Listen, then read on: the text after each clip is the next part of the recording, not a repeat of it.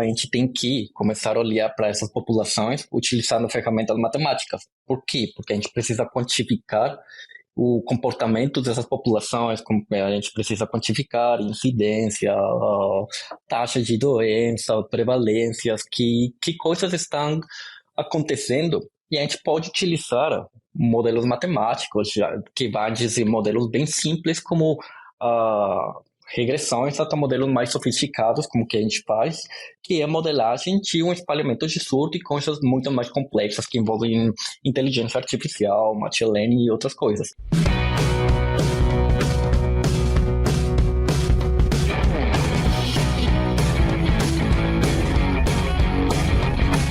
Olá, sejam todos muito bem-vindos para mais uma edição do Suinocast. Meu nome é Guilherme Branco, sou host do programa, e hoje nós temos um convidado muito especial, um programa internacional hoje, programa com Nicolas Céspedes Cardenas. O Nicolas, que é veterinário, formado pela Universidade Nacional da Colômbia, um mestrado e doutorado na USP, em Medicina Veterinária Preventiva, Epidemiologia e Saúde Pública, e atualmente o Nicolas é pesquisador associado na North Carolina State University. Nicolas, seja muito bem-vindo.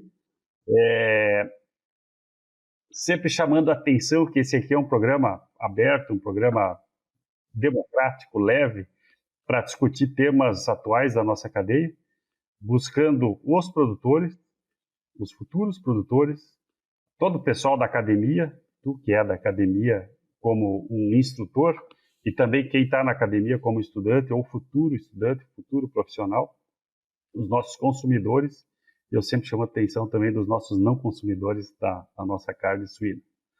Nicolas, seja muito bem-vindo. Eu faço a introdução aqui perguntando quem que é o Nicolas, né? Da onde que veio, agora a gente já sabe que veio da Colômbia, né? Mas da onde que veio e como que foi parar nesse ramo da veterinária. A palavra está contigo, Nico. Bom, primeiramente, obrigado pelo convite. Para mim é muito legal estar aqui com todos vocês. Eu acho muito importante essa parte de vincular a parte que é pesquisa acadêmica com o produtor. Acho que isso é bem relevante e importante a gente transformar esses conceitos complexos em termos mais simples e que o produtor consiga enxergar tudo o que está sendo desenvolvido em prol da produção suína aqui no caso. E você já falou, sou da Colômbia, eu me formei na Colômbia, e foi bem curioso quando que o jeito que eu terminei pesquisando, fazendo modelagem matemática. Só bem brevemente uma anedota: eu cortei aqui meu dedo quando eu estava fazendo o estágio na Universidade de São Paulo, e aí eu estava trabalhando no laboratório, que é uma área que eu gostava, né, naquela época. E aí, logicamente, você trabalha em um laboratório de zoonose, você não pode, se tem uma ferida, não pode trabalhar mais nessa parte de laboratório. Não é recomendado, você não pode pipitar. Aí, bom, estava em São Paulo e eu não conseguia voltar para a Colômbia, e qual foi a ação? Eu falei com o meu orientador na época e ele falou: vai para o laboratório de epidemiologia e bioestatística. Lá, o pessoal lá trabalha com computação, e aí você não precisa mesmo usar luva, não, você pode digitar, você continuar sua aprendizagem. E aí aconteceu que eu terminei comecei a curtir essa parte de programação, de modelagem matemática e tudo que o veterinário não gostava, que estava indo para clínica porque não gostava de número, não gostava de fórmula, isso eu curtia e eu estava indo para lá. Então foi assim que eu comecei a me envolver mais com essa parte de análise de dados, de programação, e comecei a trabalhar e comecei a obter muitos desafios, e isso foi uma parte que me ajudou muito, muito para me desenvolver profissionalmente, e que é uma área que pouco explorada e que poucos veterinários exploram, porque grande parte da maioria vai para um campo grande, que é a parte clínica, a parte de laboratório, mas tem poucas pessoas mesmo que vai nessa parte de mais matemática, de programação, porque ele requer que as pessoas comecem a aprender outras ferramentas que normalmente não são direcionadas, né, para o veterinário em geral. Então foi isso que me levou de começar a ser veterinário, começar a ser veterinário epidemiólogo trabalhando nessa parte de análise de dados e epidemiologia. A DSM Firmenich pode ajudá-lo a preparar, proteger e apoiar a resiliência dos seus leitões, fornecendo experiência local em suínos e soluções completas e personalizadas para ajudá-lo a concretizar a sua visão. A DSM Firmenich está moldando o futuro dos cuidados com suínos.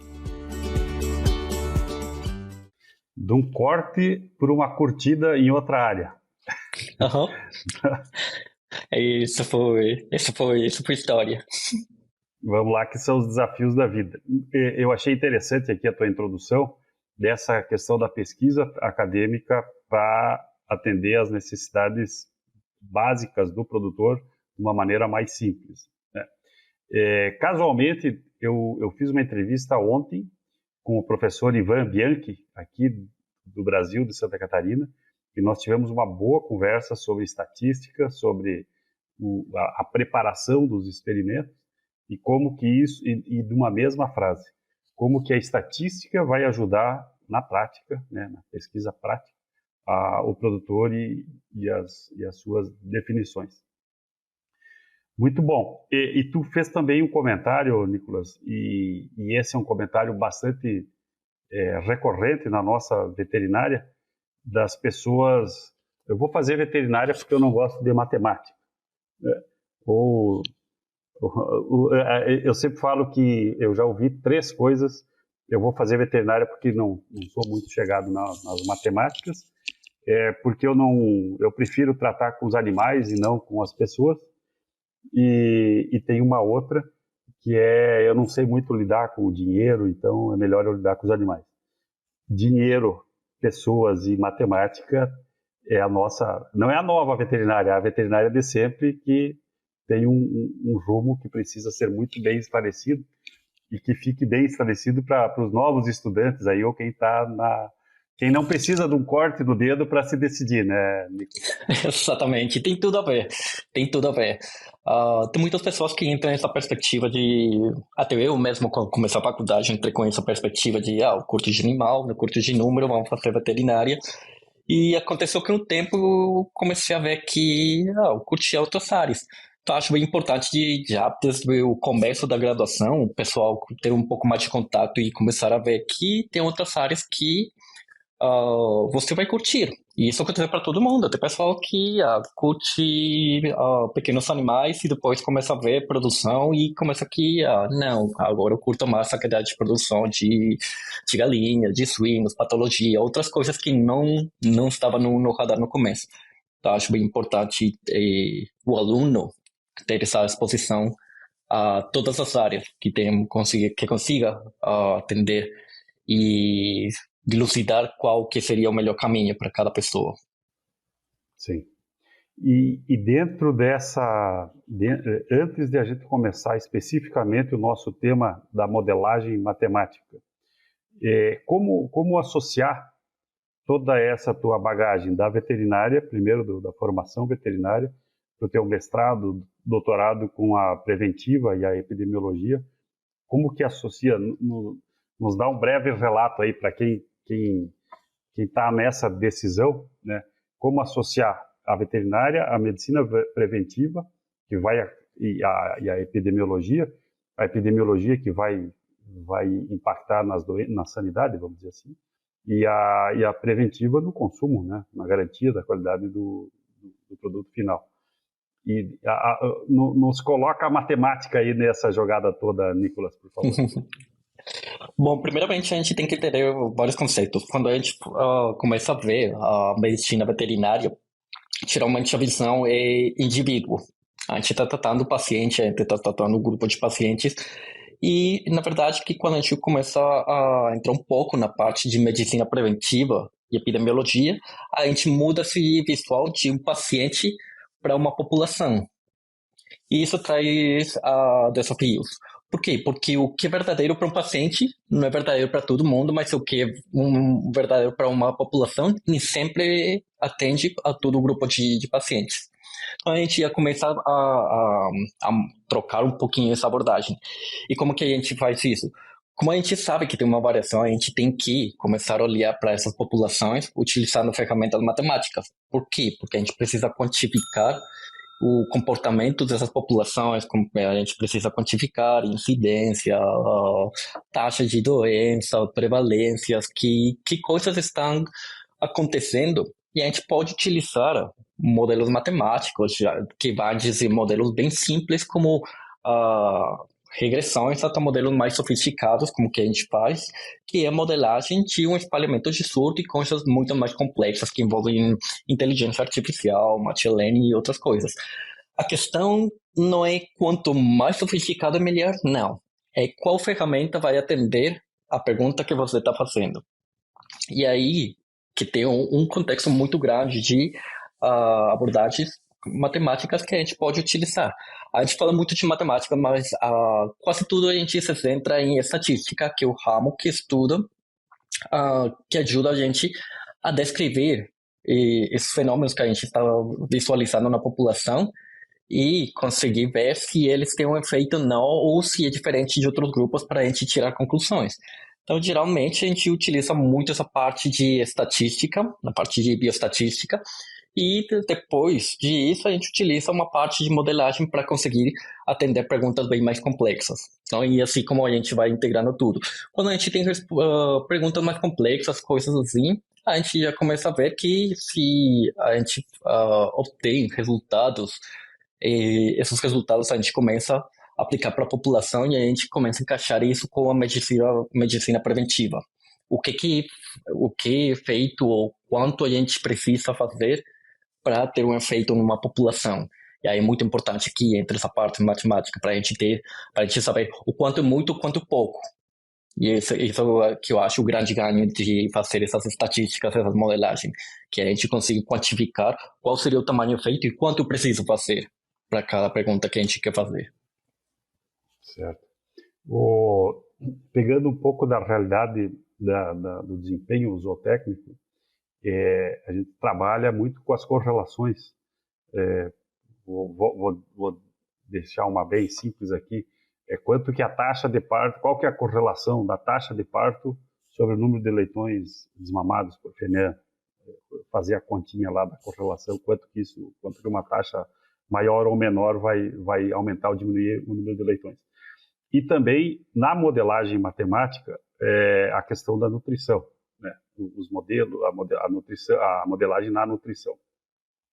E como vamos entrando dentro da parte da sanidade, quando tu fala em indivíduo e rebanho, a gente teve há 4 anos atrás a questão do Covid e a gente ouvia muita explicação de imunidade de indivíduo, imunidade de rebanho, vacinas, e parecia que eram grandes explicações, e para o veterinário eram as explicações básicas que a gente aprendeu lá na faculdade. Mas tu está aí nos Estados Unidos, e que o desafio viral efetivo é bem maior do que aqui no Brasil. Conta um pouco dessa tua experiência, da modelagem, dessa análise de rede aí das informações, especificamente, e o que tu já viveu, não vou dizer anunciando, mas prevendo, né, ou antevendo surtos, ou como lidar com isso pontualmente, né, em regiões ou em granjas, como usando a tua frase de abertura, como associar isso, a ciência, à prática efetiva do produtor. Bom, tem várias questões que a gente tem que visualizar aqui. A gente está vendo, a gente trabalha muito prevendo a introdução de surtos, mas a gente também trabalha fazendo pesquisa o que fazer se tiver um surto já dentro dessa população. E quando a gente começou a fazer as modelagens, a gente começou a ver os casos. Por exemplo, vou colocar um exemplo específico. A peste porcina africana. A gente começou a ver os surtos lá na China e a gente viu o tamanho do estrago. A gente começou a fazer as contas aqui e a gente fazia entrar aqui nos Estados Unidos especificamente, o tamanho do estrago é muito alto. E são muitas propriedades, são muitos animais e é muito pessoal, muitas coisas que a gente precisa, que a gente tem que fazer. E mesmo aqui em Estados Unidos, isso está, e em muitas partes do mundo, o serviço veterinário oficial não daria conta para atender uma demanda tão grande, uma escala epidêmica. Então, o que a gente precisa fazer? A gente precisa otimizar. Com os recursos que a gente tem, a gente precisa otimizar esses recursos de uma forma que elas permitam ser mais eficientes e ser mais efetivas. Nesse sentido, a gente começa a entrar nessa parte aqui da análise de redes. O que é a análise de redes? Todas as propriedades, elas têm conexões. Essas conexões são formadas por o trânsito de animal. Cada vez que eu estou mandando um grupo de animais de uma propriedade para outra, estou criando uma conexão entre essas propriedades.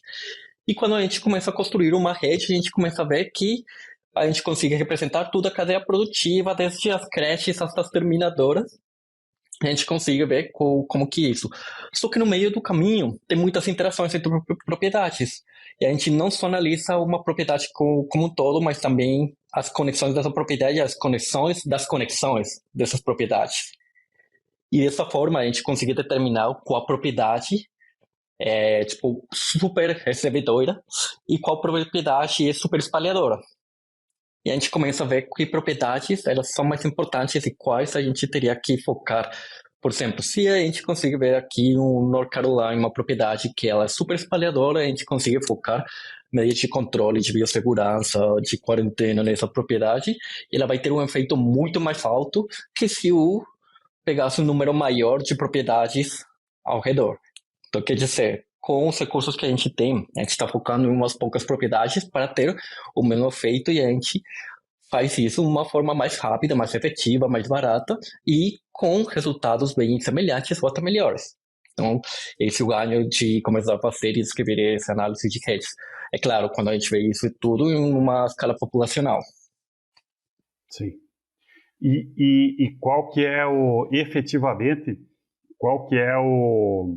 quais são não digo obrigações, mas quais são os passos que os produtores, como que eles alimentam a rede, vamos dizer assim. Bom, tem várias questões aqui. Depende, isso varia muito de estado para estado, de país para país.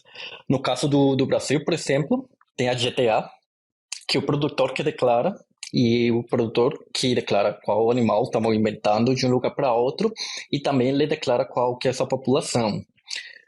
Muitas vezes o produtor enxerga isso como, nossa, é o governo outra vez pedindo dados, caras chatos.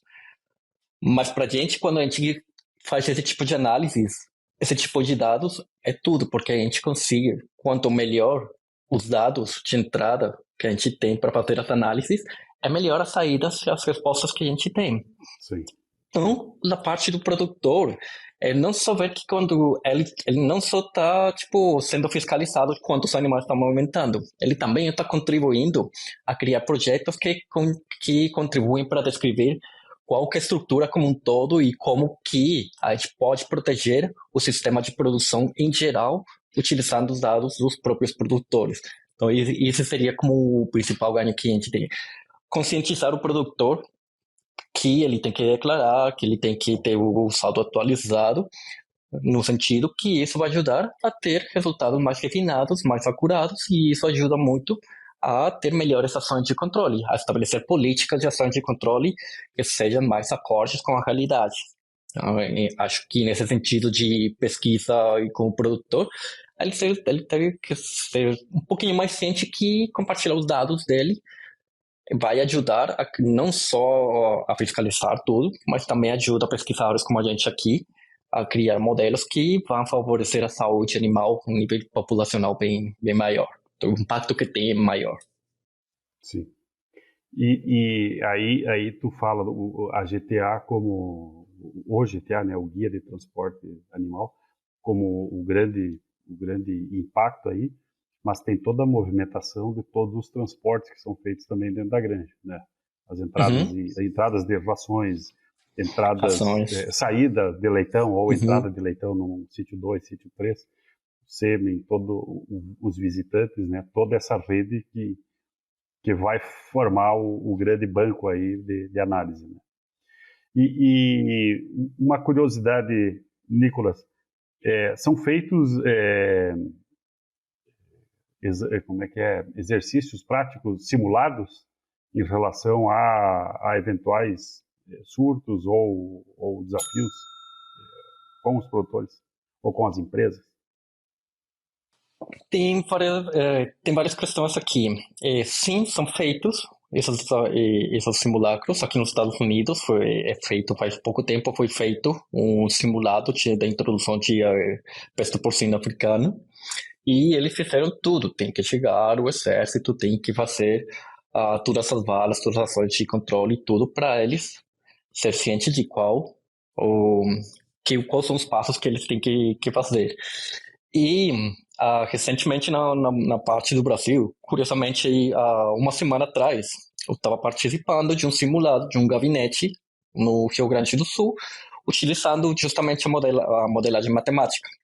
E como que a gente utiliza essa modelagem matemática? A gente pegou com os mesmos dados dos produtores, a gente criou uma introdução do vírus e apresentou o caso para eles. E esse é o caso que tem aqui, uma propriedade aqui. Quando vocês foram notificados, já tem 5 propriedades de foco. O que vocês vão fazer? E aí eles entram, acorde com a legislação brasileira, a gente tem que estabelecer área de controle. Beleza, que área de controle? Aí falaram, não, 3, 7, 15 quilômetros, uma área de perifoco, de buffer, de vigilância. E aí a modelagem matemática ajuda, beleza. Aí aí a gente coloca esses parâmetros e começa a simular exatamente o que tem ao redor desse foco. Aí eles começam a ver, não, beleza, qual som de controle você quer fazer nessa área? Aí eles vão falar, não, vamos parar o trânsito. Beleza. Por quanto tempo vai parar o trânsito? A mesma coisa para a cadeia de suínos, que é uma cadeia muito mais rápida que, por exemplo, produção de gado. Para a produção de gado, 30 dias, tá suave. Agora, para 30 dias, a produção de suínos é bem mais difícil. Todas essas questões de qual seria o efeito, qual seria vale a pena, vale não, a gente consegue atender essas respostas com a modelagem matemática. Aí vem, beleza, uns 4 ou 5 dias para atender isso, por enquanto estou mitigando os focos, vai ser suficiente ou a gente vai precisar mais. Então a gente vai começar a utilizar o modelo como uma ferramenta para o produto, quem faz essa tomada de decisão, começa a se perguntar, o que aconteceria sim? Então, um ponto que é bem importante aqui é que essa ferramenta ela é voltada para o serviço veterinário oficial. Por que para o serviço veterinário oficial e não para o produtor? Porque lá é que tem um veterinário epidemiólogo capacitado que conhece a realidade e que conhece o manual e que ele tem os recursos para dirigir como que vão ser realizadas as ações de controle. Nesse sentido, ele tem que aprender a utilizar essas ferramentas para ajustar a sua tomada de decisão. Por exemplo, vou vacinar, não vou vacinar, qual seria o efeito, não seria o efeito. No caso de suínos, como vou proteger a cadeia de suínos se eu não estou vacinando? No caso de aftosa, preciso vacinar a volta, preciso parar o trânsito. Todas essas questões, a gente faz um gabinete para simular e ver, não, beleza, vou fazer da população. Quantas propriedades por dia? Em que região? Todo esse tipo de questões e a gente consegue ver. E isso é legal porque a gente consegue voltar números nos cenários hipotéticos. E isso é muito importante porque colocando esses números, a gente pode chegar ao produtor e mudar a visão dele, porque o produtor tem uma visão de propriedade. E o que a gente quer é que o produtor mude essa visão de propriedade para uma visão de população, de país. E ele enxergar que se houver uma introdução, peste porcina africana, febre aftosa, influenza, qualquer coisa, o que tem ao redor é o país, não a propriedade dele. E quando o produtor começa a perceber que o ganho para todo mundo, ou a perda para todo mundo, é que vai entrar mais em contato e vai ajudar muito para melhorar essas ações de controle que o sistema veterinário oficial ele propõe. Então, acho que essa complementação de a gente quantificar para ir com dado e falar para o produtor, olha, esse é o tamanho do estrago que pode acontecer, mas a gente consegue lidar dessa forma que a gente já fez estudos, a gente já fez simulações que isso seria. A gente precisa da colaboração e já põe números e já é muito mais fácil. A gente já percebeu mesmo que quando o produtor enxerga gráficos, enxerga os plots e vê quais são as propriedades e começa a ver, eles começam a ver a ser cientes de como e que é a realidade, como que seria a questão e já isso muda muito a perspectiva e mudar a perspectiva do produtor ajuda a que eles colaborem muito mais. E isso é, pro ponto de vista epidemiológico, é muito importante, porque a gente baseia muitas das ações na vigilância passiva. O que quer dizer a vigilância passiva? Que o produtor que vai levantar a mão e falar, eu estou com um problema aqui, vem me ajudar. E isso é a principal mensagem. Quanto mais consciente seja o produtor, vai ajudar muito na sensibilidade do sistema e vai ajudar muito para que o sistema agir mais rápido e seja mais rápido, a solução bem mais rápido. Então, isso é como a mensagem mais importante aqui. Sim. Importantíssima a tua frase que o vizinho da propriedade, se tiver um problema, o vizinho da propriedade é o país. Uhum.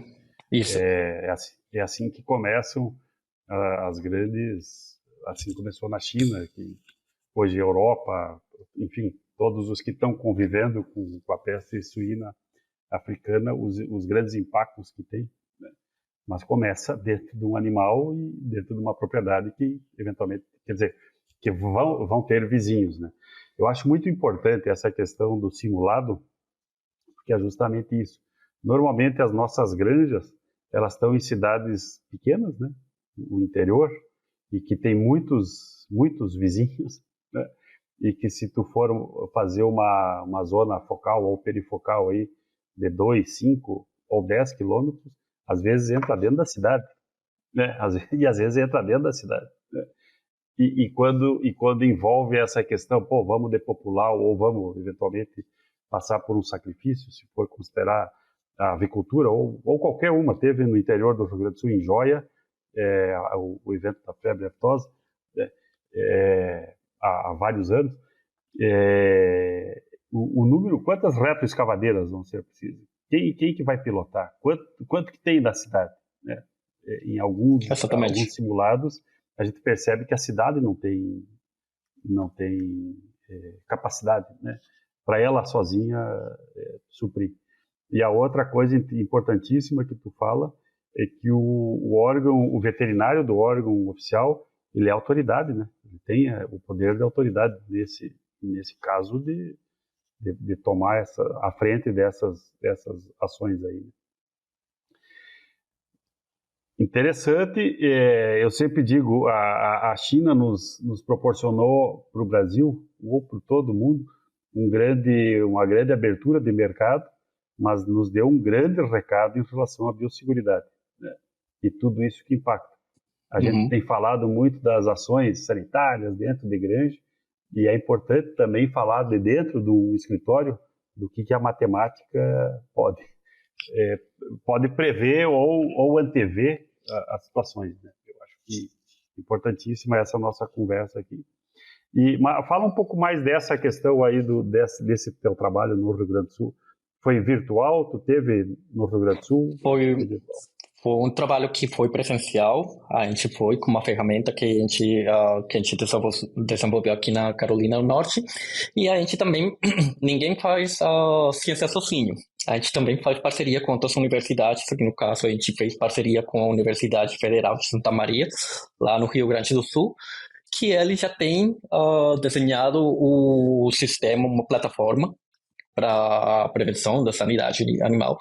E ele já tem um esquema tudo montado, já integrado no serviço oficial, e a gente só introduziu o modelo dentro desse sistema para continuar construindo toda essa parte. E é bem legal porque a gente já fez lá, e a gente já tem feito vários workshops treinando os veterinários do serviço oficial utilizando essas ferramentas. A gente começou a treinar eles, mostrando desde o código no Python, no R, até chegar numa tela onde eles só precisam clicar para eles irem acompanhando como que funciona, o que tem por trás. E aí tem uma questão que você relatou que acho muito importante, e é eles já conseguem quantificar e começar a ver. Por exemplo, a gente já fez um exercício, beleza, vamos popular 4, 8 propriedades por dia. O modelo consegue quantificar quanto animal dá por isso. Aí eles conseguem ter essa ideia. A gente tem como fazer isso? Não, a gente não vai conseguir nessa região, a gente vai conseguir nessa região. Por exemplo, no sul do país, 4 propriedades é muito.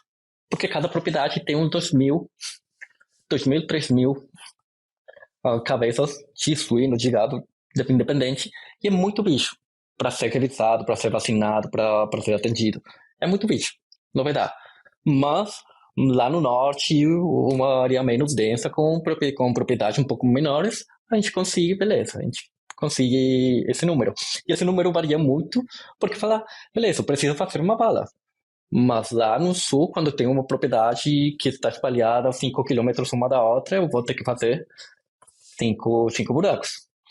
Em outras regiões, eu consigo fazer uma em comum. Então, esse tipo de colocar no mapa e colocar em números e eles começarem a ver as características já ajuda a ter um racionamento que vai além da parte epidemiológica do que dita o manual. Já começa a ver essa parte operacional, essa parte que é, beleza, nessa região a gente precisa dividir as equipes de essa forma ou de outra para otimizar o trabalho. Tudo isso a gente fez durante o workshop e a gente começou a fazer perguntas. O que acontece, por exemplo, se a gente aumenta o tamanho das áreas de controle? Vale a pena? Não. A gente vai, por exemplo, assegurar que vai ter menos probabilidade de vazamento do vírus, mas também eu estou aumentando as propriedades que eu tenho que atender. Vale a pena? Não. Qual seria o efeito? Todas essas questões a gente consegue atender com a modelagem matemática e finalmente a gente começou a fechar com a parte econômica. Qual o custo? Que isso é bem importante. A gente não está modelando quem vai assumir o custo, mas a gente está modelando qual seria o dinheiro que os estados, ou nesse caso o estado deveria ter na mão para atender o surto com diferentes estratégias. E aí a gente já começou, a gente já vai publicar dentro de pouco, a gente já está em processo de submissão, um trabalho que vai analisando essa parte econômica, quanto dinheiro precisa os estados ter na mão para atender seus surtos. E isso é muito importante porque isso é uma justificativa para continuar atendendo e apoiando esses fundos público-privados, no caso do Fundesa no Rio Grande do Sul, que eles são parte essencial para o desenvolvimento do serviço veterinário oficial, mas também dá uma garantia de, se tiver um surto, tem como compensar o produtor, tem como pagar barreira, tem como pagar veterinário, e essa parte é muito importante. Então, essa foi a experiência no workshop, como a gente consegue integrar diferentes formas com a academia. E para a gente também é uma aprendizagem. Ver o veterinário de campo, ver veterinários que atendem um surto em joia, e eles falam, a gente teve que fazer esse tipo de coisas, isso, que na parte acadêmica a gente não tem como chegar nessas condições, e a gente começa a ver, beleza, isso pode ajudar a melhorar os futuros trabalhos, ter essa visão do veterinário de campo e conseguir integrar essas duas visões. E ele começar a ver, beleza, essa ferramenta é útil, que tal se a gente faz isso? A gente começa a encaixar novas coisas e aí que a conversa flui e no final quem está ganhando é o sistema veterinário oficial. Está ganhando experiência, está ganhando em dinâmica, ele está ganhando em conhecimento. E isso eu acho que no final é que paga toda a parada aqui. Muito bom. Tu falou coisas aí que para mim fazem muito bem. A Universidade de Santa Maria, eu me formei há vários anos em Santa Maria e a gente já conhecia a preventiva de lá. Que bom que isso continua, né, e bastante atualizado. E quando tu fala do Fundesa, não tem como não lembrar do Rogério Kerber, né, do grande trabalho que ele faz. Uma saudação para ele. Foi premiado na semana passada, um mérito bastante merecido pelo trabalho que vem sendo feito e cada vez mais a gente precisa desse fortalecimento da nossa barreira, que é um grande diferencial aqui para o Brasil. E uma curiosidade, esse era um treinamento multi-espécies que tu comentou, o foco era mais aftosa no modelo que foi feito em joia, é isso? O foco é aftosa. Mas a gente considera que a população, a gente não pode só focar numa espécie. Porque mesmo sendo, por exemplo, o foco na aftosa, ele vai afetar a cadeia de produção de galinha, de suínos, outras cadeias produtivas. Mesmo até a agricultura vai ter afetada.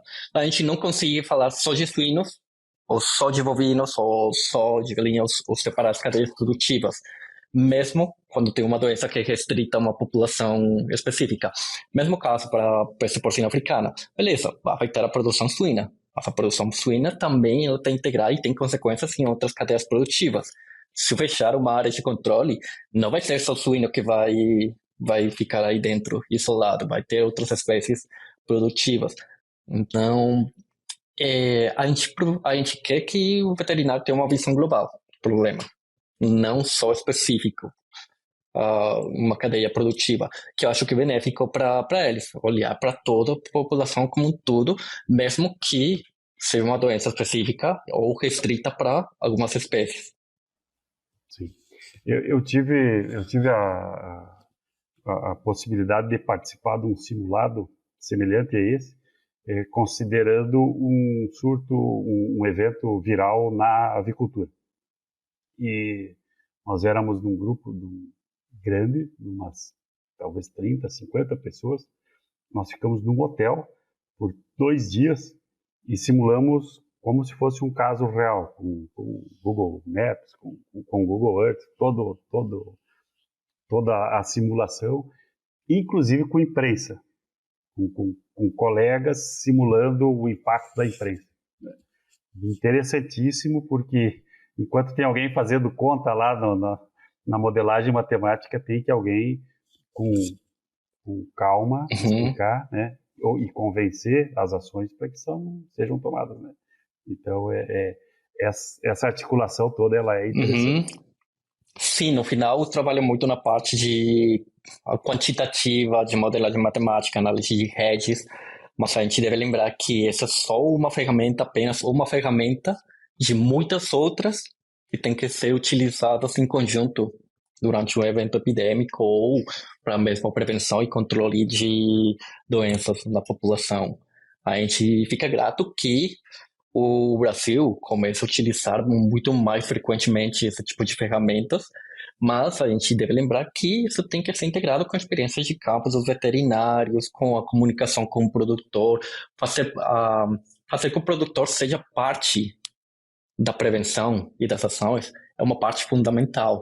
E isso vai muito além dos números. Então, a gente tem que fazer esses simulados ajuda o pessoal ter essa visão bem mais ampla de o que pode ser feito, como que pode ser feito, falar para o produtor, não criar pânico, como criar confiança dentro dele. Tem muitas coisas envolvidas que acho que é bem importante. Sim. E eu acho que a gente não pode perder o nosso tempo aqui, né, Nicolas? Falando justamente isso que tu levanta aí. E cada vez mais deixar claro para o produtor que algumas recomendações ou algumas até ordens, né, das empresas quanto à visita, quanto a coisas básicas da produção, elas têm que ser seguidas justamente para evitar tudo isso aí, né?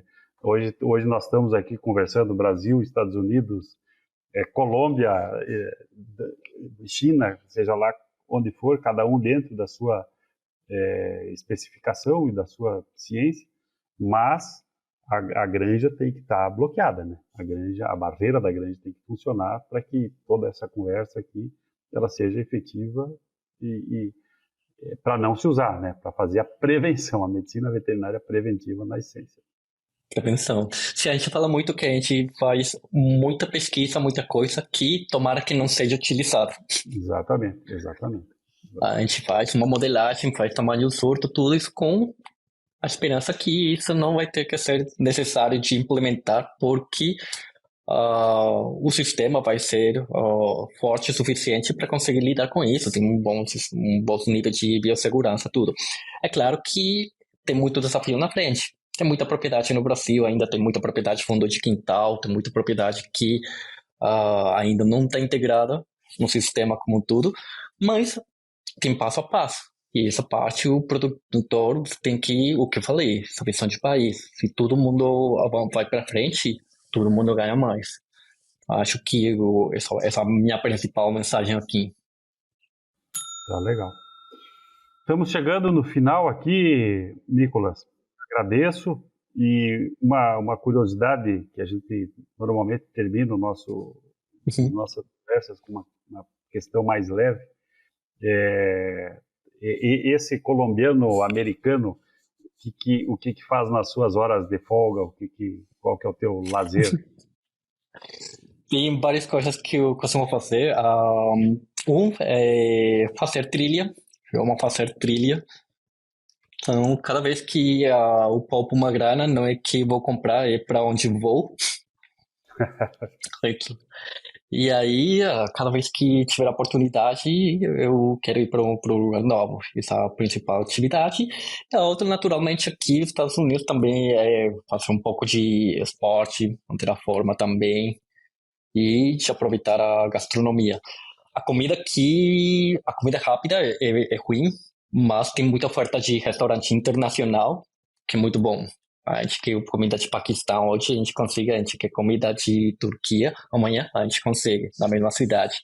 Então, essa cultura de ser um food e também de fazer trilha, tudo é uma das coisas que eu consigo fazer aqui na Carolina Norte, que eu curto bastante. Muito bom.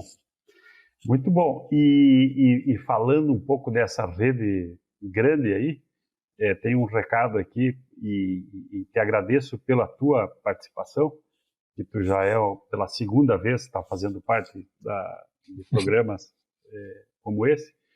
Essa semana saiu uma estatística de mais de 180 mil pessoas acessando a plataforma aí da Academia Suína. Então, o podcast... então, e que isso chegue efetivamente ao campo, né? Então, são assuntos muito diversos, né, Nicolas? E que, de alguma forma, contribuem para a nossa produção. Né?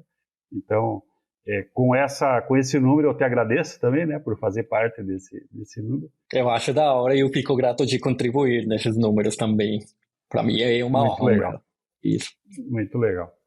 E para quem nos ouve, a gente também está abrindo aqui a possibilidade de sugestão de nomes ou de temas para discutir. Né?